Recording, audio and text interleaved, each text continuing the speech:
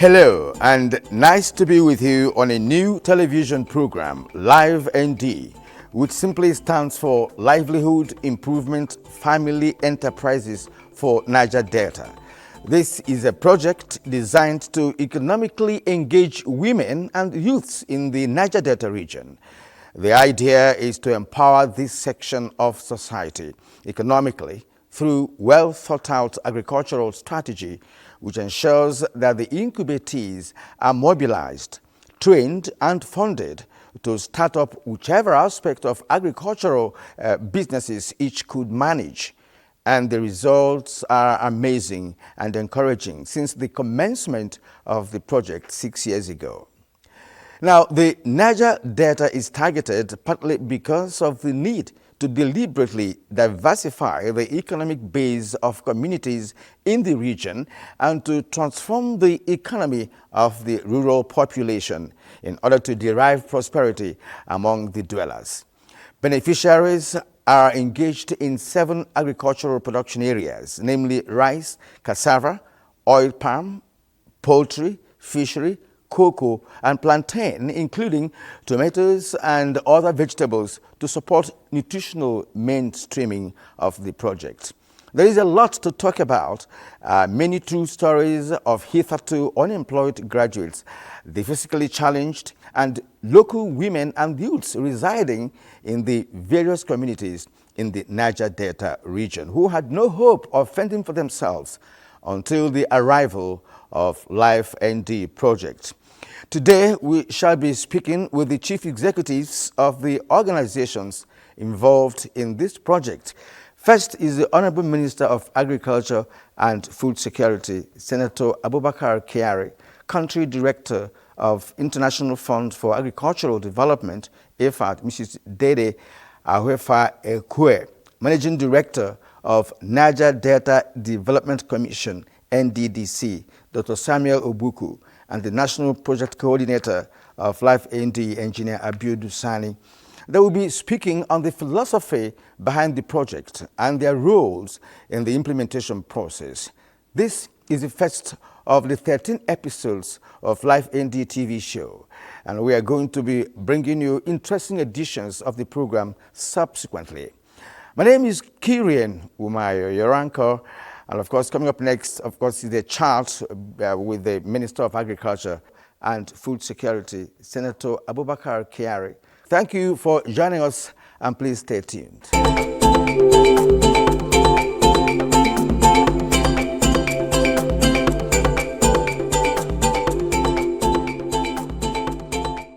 Today, we are privileged to have the Honorable Minister of Agriculture and Food Security, the person of Senator Abubakar Kyari. So you're welcome to the program. Thank you very much. Thank you for having me.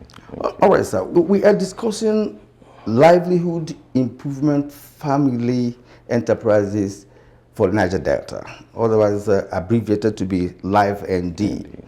And in this concept, women and the younger generation of Nigerians from that region are being empowered in several ways, agriculturally.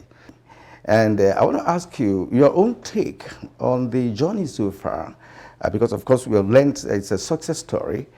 I want to see how that is, in congruence, with the present administration's, policy on ensuring that women and youths are empowered agriculturally. Well, let me first of all say that in line with the renewed hope 8-point agenda of Mr. President, President Bola Ahmed Tinubu, GCFR, where food security ranks #1 in the agenda. And in all the 8, I believe there are about 5 or 6 that this particular program, that is the Life ND, impacts and has to do with the enhancement, one, for food security, secondly, for wealth creation, for wealth creation and poverty reduction. And you talk about job creation, you talk about inclusivity and also access to capital. When you look at all these factors in the 8-point agenda, this particular program has direct bearing in Mr. President's 8-point agenda, where you have inclusivity of women and youth. You just rightly pointed out in your opening address that this program actually targets the most vulnerable population that we have now, the women and the youth, so that they can be empowered, so that their livelihood can be empowered, and through agriculture. So this intervention is very apt and it's very key, and especially coming at a time when the Niger Delta needs and requires such intervention so that they can uplift their livelihood through agricultural interventions. This particular program actually has a lot of, about 6 or 7 areas of crops and other interventions: cassava, rice, plantain, oil palm, cocoa, fisheries, and poultry.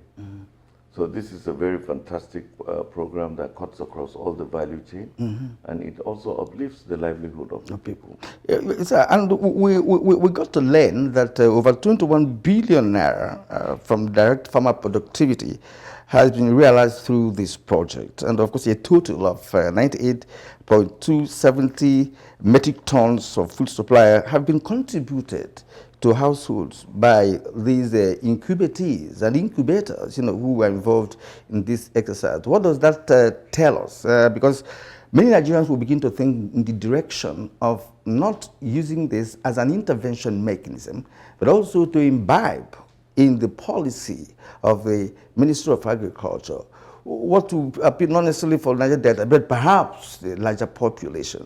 Does it make sense here? Well, that goes to show the intendment of the Federal Ministry of Agriculture and Food Security to turn agriculture to be a business, not necessarily a means of survival, but for economic well-being, to lift up the economic environment of any society. I guarantee you, go to any of those locations where these interventions are made, you would see that the livelihoods of the people have changed. You could see enhancement in terms of their livelihood. So the economic well-being is apt.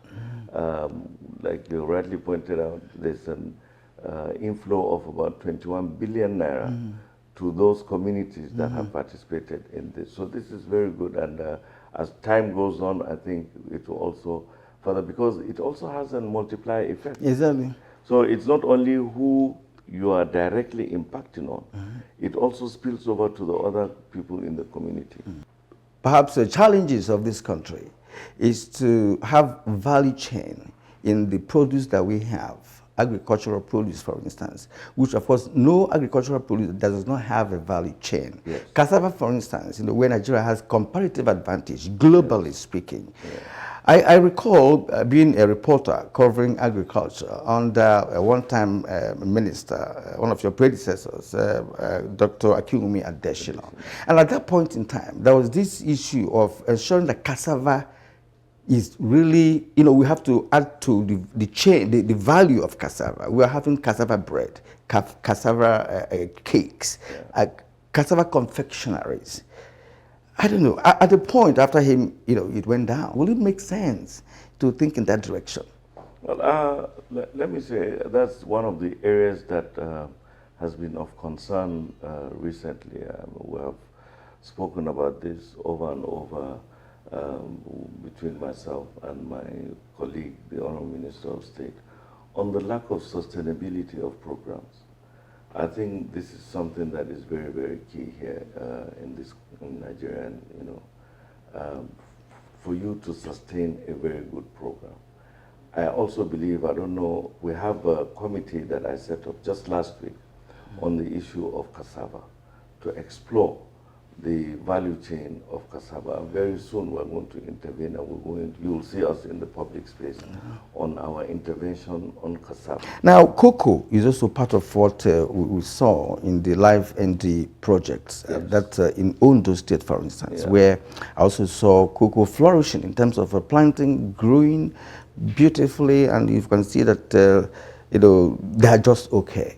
But then the value addition comes in again in cocoa, which of course you and I know a lot of things that come from cocoa as well. Not just that we have coffee, we have chocolate, and a lot of things come in. Today, Cote d'Ivoire, is of course,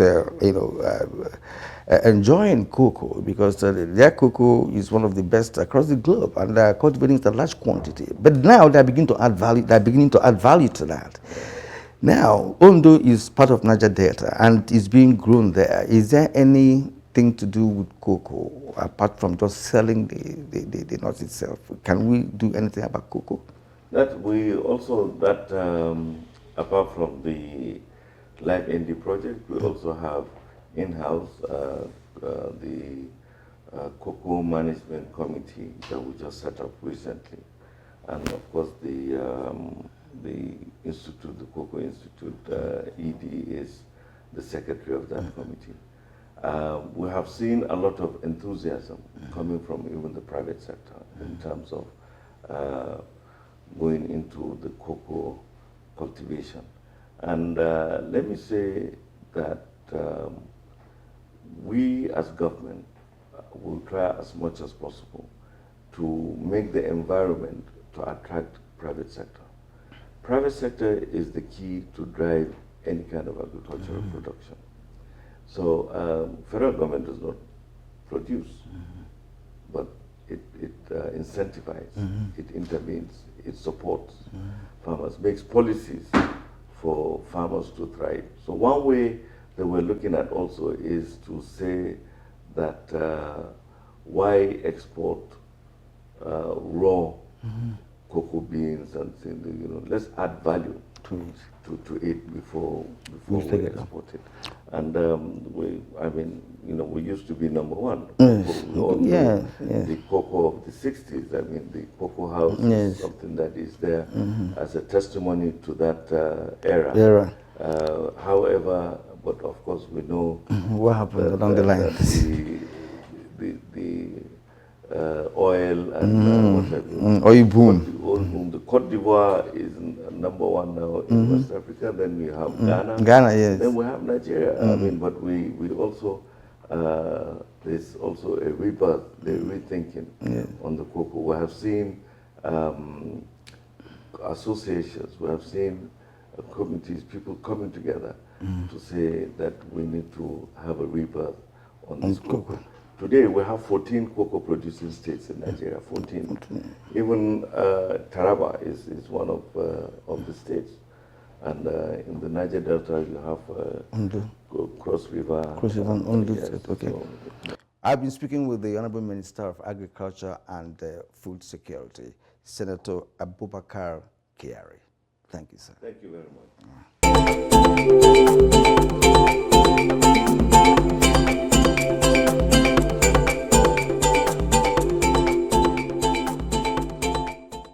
We now bring you an interview with the Country Director of International Fund for Agricultural Development, IFAD. The issues center on the roles of the agency, the impacts of the project, and future engagement for its sustenance. The program is a program that is highly performing, as indicated by the beneficiary. These young people, women and men that are trained, that go through an incubation process to become themselves business people, to set up agro businesses. And LifeND has now trained at least 26,000 young entrepreneurs. That's really important in the Niger Delta. And some of those young entrepreneurs are themselves becoming mentor incubators for other youths. So LifeND is not a program that just trains; it empowers. It empowers the youth to become entrepreneur. in the food system, and there is a virtuous cycle because those who are trained and who set up the business now help other people also set up the business. So it is about harnessing the youth creativity, the entrepreneurial skills, the audacity, the knowledge to change the narrative of food system of agriculture. So the agriculture is not something that people say, oh no, this is not a good business. This is just for old and some kind of people, not for the youth. So Life ND has achieved something that most programs have a difficulty to achieve. Convince the youth that doing agribusiness is a win-win for food security, for income, for job creation, and also for environment, because they have a way that they teach the youth how to do this agriculture without having a negative footprint on the environment. And Life ND has been successful in extending to youth access to this land in the more than 3,500 hectares have been put at the disposal of the youth. An element that is critical in terms of management.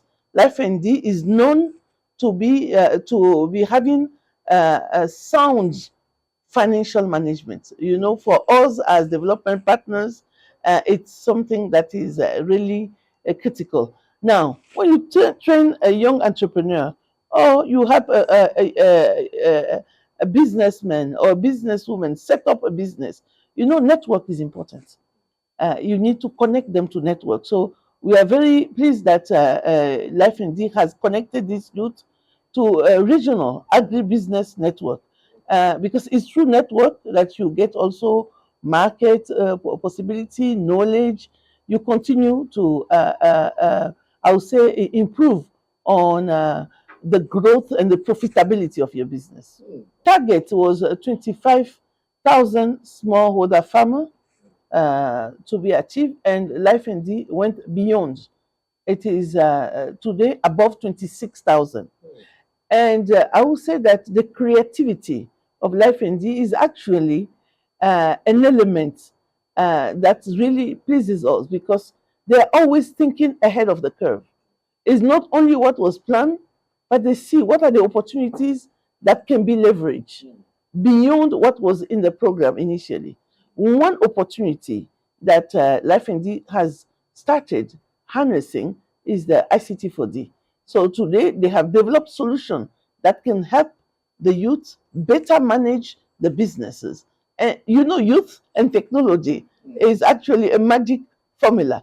And so Life ND, beyond what was planned in the program document, they have already started really mobilizing the youth to really harness this digital advantage for, and this being doing that in the Niger Delta is very important, where we know that the authorities, the population want to have more, you know, I would say more social cohesion, less protests and conflicts, more dialogue. And when you keep the young active and you manage to give them opportunities to generate income, to have a good life, then you have set the stage for an environment where dialogue can be done in a constructive manner. And Life ND invests in building the leadership skills, the dialogue skill of the youth. And we are happy to see also that they put an emphasis on gender, where women also have their part in it. And I think this connection of youth organization and women organization set the stage for a better social cohesion.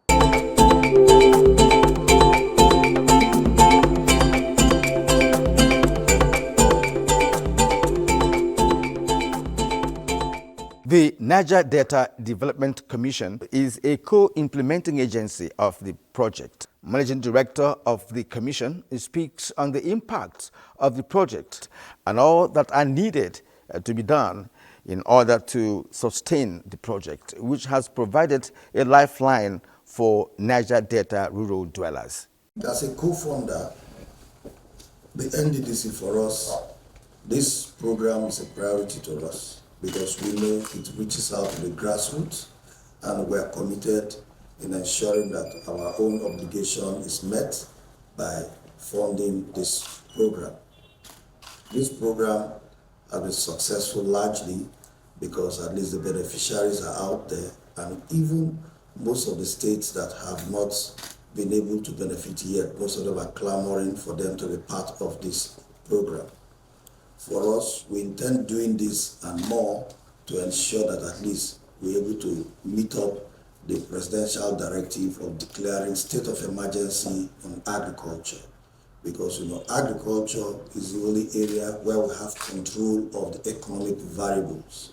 Because depending on crude oil, we don't have control of the variables. Those variables are internationally controlled. But for anything we have to do, we have to ensure that we have to feed our people first. And in feeding our people first, we have to ensure that there is enough food production. So for us in NDDC, any program of such, and especially this particular program, of which we're in partnership with the Federal Ministry of Agriculture and Food Security and the federal government, I think we are very, very much committed to ensuring that this project is successful.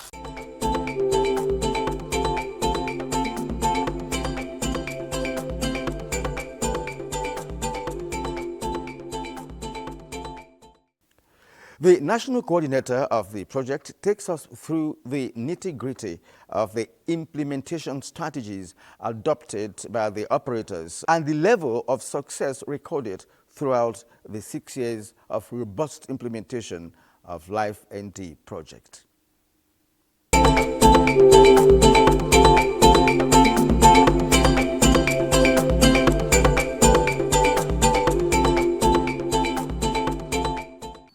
The essence of the project is to enhance income, ensure that there is job creation, while also satisfactorily meeting the problem of food security in the Niger Delta region, using sustainable agricultural development as a driver in the region and also within Nigeria at large.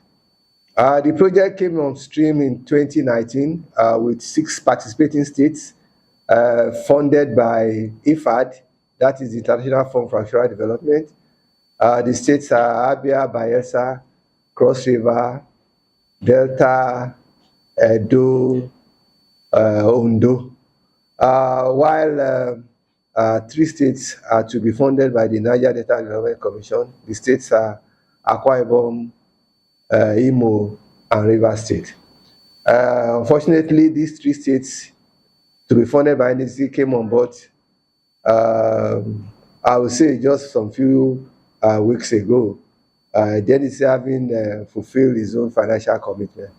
Substantially, for the past 5 years, the project has been able to impact on the lives of the youth and women in the Niger Delta region by largely contributing to reduction in unemployment and sustainably meeting the needs of over 26,000 beneficiaries, specifically 26,470 beneficiaries have been touched by the project in these 6 states, and over 18,000 sustainable agro-entrepreneurship businesses have been created by the project across all the 7 commodity value chains that the Life ND project is intervening on presently.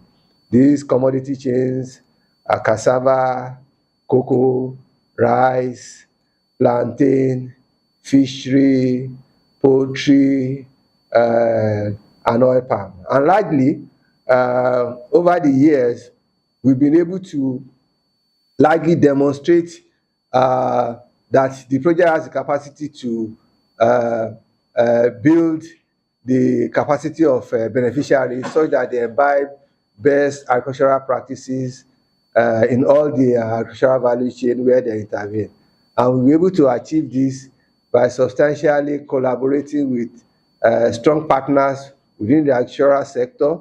We're talking about the research institutes in the country, and also donor agencies and non-governmental organizations that are also collaborators and players within the industry.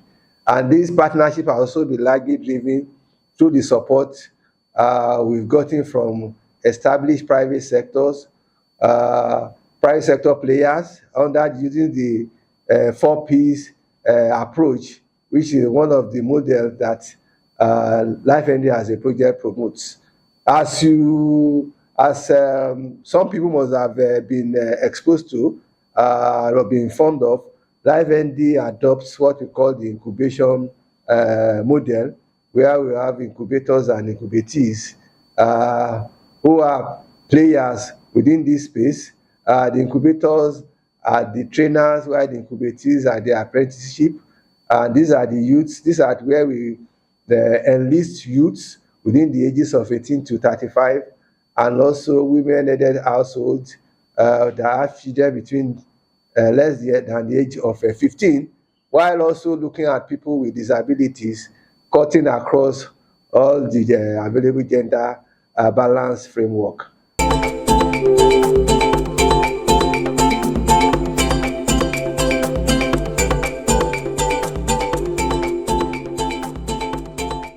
That's our package for today, and it's been a detailed explanation of the philosophy behind LifeND, that is Livelihood Improvement Family Enterprises for the Niger Delta region of the country. Chief executives of the key stakeholders took the first shot of the program, and in the subsequent editions, we shall be presenting to you the incubatees and incubators who are now making waves economically in the rural areas of states in the Niger Delta region. I am Kyrian Umayo. See you again next week at LifeND. Goodbye.